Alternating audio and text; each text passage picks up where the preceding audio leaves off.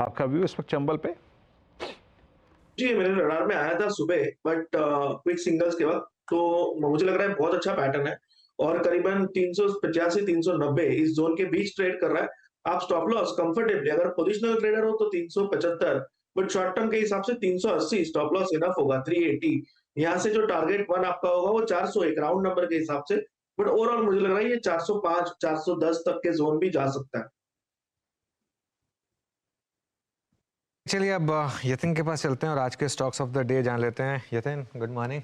Good morning. अगर हम बात करें तो क्लियरली आईटी स्टॉक्स में टीसीएस आज का सरताज है और यहाँ बहुत सारे ब्रोकरेजेस ने अपने टारगेट्स भी बढ़ाए हैं। मॉर्गन स्टैनली ने स्टॉक को अपग्रेड किया है। बर्नस्टीन की बात करें तो इनका टारगेट स्टॉक पे 4170 है और शानदार Q3 के परफॉर्मेंस के बाद शेयर में आपने 4 से 5% का मोमेंटम देखा है और इसके पीछे पूरा का पूरा आईटी पैक फायर अप होता हुआ दिखाई पड़ रहा है। इसके अलावा लोधा डेवलपर्स 8% की तेजी इस पर्टिकुलर काउंटर में, क्योंकि जो अटल सेतु बन रहा है उसके उस पार कंपनी के पास लगभग 4000 एकड़ से ज्यादा की लैंड बैंक है, जो ब्रोकरेजेस को लगता है कि बहुत उम्दा काम कर सकती है रियल एस्टेट बिजनेस को लेके।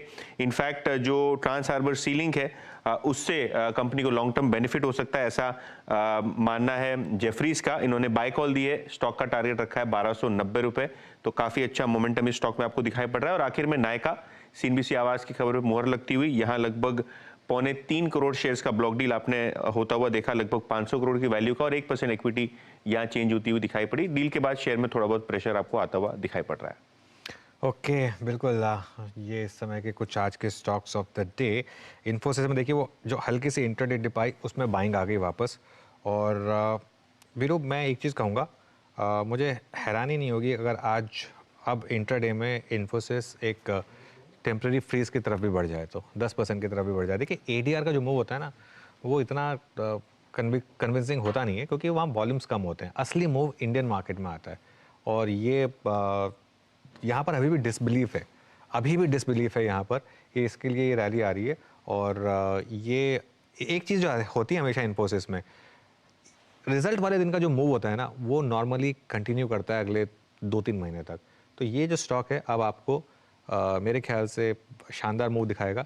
और एक जो ट्रैक रिकॉर्ड रहा है इन्फोसिस का, कि अगर वो इन्फोसिस का स्टॉक 17 से 13 के बीच में कभी भी बॉटम करता है, उसके बाद वो अगले 1 साल में नॉर्मली डबल होता है। आप लो देख लीजिए इन्फोसिस का, 1150 के करीब का था मेरे ख्याल से, और अगले 1 साल में शायद वहाँ से अब डबल होने की तैयारी हो रही है इस स्टॉक में। और जैसा मैं कह रहा हूँ, आज मुझे हैरानी नहीं होगी अगर ये 10% तक की भी फ्रीज आपको एक बार के लिए इंट्राडे में दिखा दे तो। और आईटी इंडेक्स वापस लेकर आइए। मैं कई बार सोचता हूँ कि आईटी इंडेक्स क्यों निकाला एफएनओ से। इतनी शानदार ट्रेड मिलती है ना यहाँ पर वीरू, इतनी शानदार ट्रेड मिलती है आज। मतलब आप सोचिए, ओपन के बाद यहाँ पर, ओपनिंग के बाद यहाँ पे 800 पॉइंट की 900 पॉइंट की रैली हुई है ओपनिंग के बाद। मतलब क्लीन इंडेक्स है, इतना क्लीन इंडेक्स है। मेरे ख्याल से वो मिड कैप सेलेक्ट को हटा के ना एनएससी को निफ्टी आईटी लेके आना चाहिए। बता दें कि मनी कंट्रोल पर दिए गए विचार एक्सपर्ट्स के अपने निजी विचार होते हैं। वेबसाइट या मैनेजमेंट इसके लिए उत्तरदायी नहीं है। यूजर्स को मनी कंट्रोल की सलाह है कि कोई भी निवेश निर्णय लेने से पहले सर्टिफाइड एक्सपर्ट की सलाह लें।